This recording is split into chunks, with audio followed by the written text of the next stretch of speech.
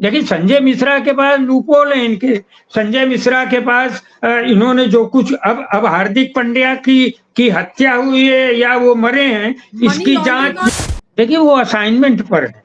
ये एक तो ईडी का डायरेक्टर है अगर, तो वो सरकार के असाइनमेंट पे होना चाहिए, लेकिन ये नरेंद्र मोदी के पर्सनल असाइनमेंट पे हैं।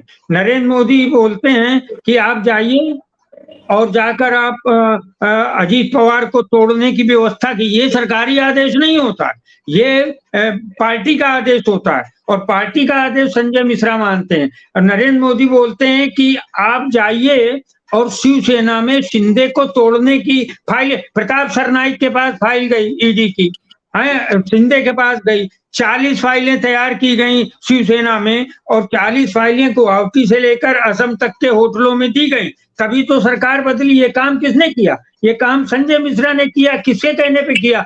नरेंद्र मोदी भाजपा नेता के कहने पे किया। नरेंद्र मोदी एक प्रधानमंत्री के रूप में अगर बोलते, आदेश करते, तो उन्हें यह बोलना चाहिए कि भ्रष्टाचार। अच्छा, एक चीज और भी है, आप फाइल तो दे दिया आपने शिंदे साहब को, शिंदे साहब का पीए फरार भी हो गया, प्रताप सरनाईक को भी 175 करोड़ की ईडी के भ्रष्टाचार की फाइल दे दी। उसके बाद क्या हुआ? संजय मिश्रा जी को बताना पड़ेगा अगली सरकारों को कि भाई उसके बाद आपने फाइल बंद क्यों की।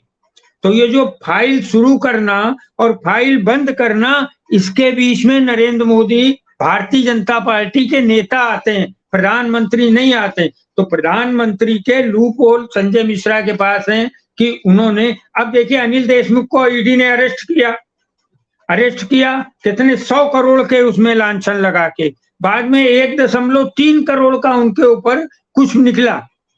तो ये इन्होंने संजय मिश्रा को इसलिए रखा है अपने साथ। मैं आपकी बात को समझ रहा हूं, मैं उस हिसाब से ही बोल रहा हूं कि इन्होंने संजय मिश्रा को इसलिए रखा है कि तुम भारतीय जनता पार्टी के एक सेल की तरह काम करो।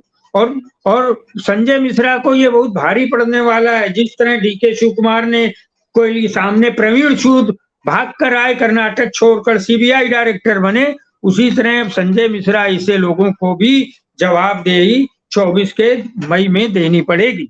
ये मैं आपको बोल रहा हूं, और ये इनके पर्सनल है, इनके स्वार्थ हैं।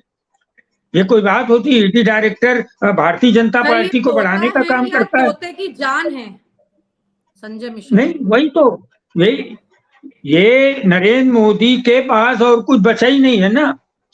नरेंद्र मोदी एक्चुअली संविधान बदलना चाहते हैं। देखिए ये बात भी जुड़ी हुई है, नरेंद्र मोदी संविधान बदलना चाहते हैं। ये संविधान बदलना ही है ना कि धीरे धीरे करके, कि अभी तक तो एक ईडी डायरेक्टर था, एक सीबीआई डायरेक्टर था, अब इन दोनों के ऊपर आपने उनका एक पिता ला के बैठा दिया, और उसका वही पोस्ट जो आपको जरूरत है, क्योंकि संजय मिश्रा को पता है कि अजीत पवार को हमने कैसे क्या फाइल में लिख कर दिया है। दूसरा आएगा तो क्या उस ढंग से पर्सनल भाजपा के एजेंडे पर काम करेगा ईडी का डायरेक्टर? आप हमसे जुड़े रहने के लिए सब्सक्राइब करें YouTube पर, फॉलो करें Twitter पर और लाइक करें Facebook पर।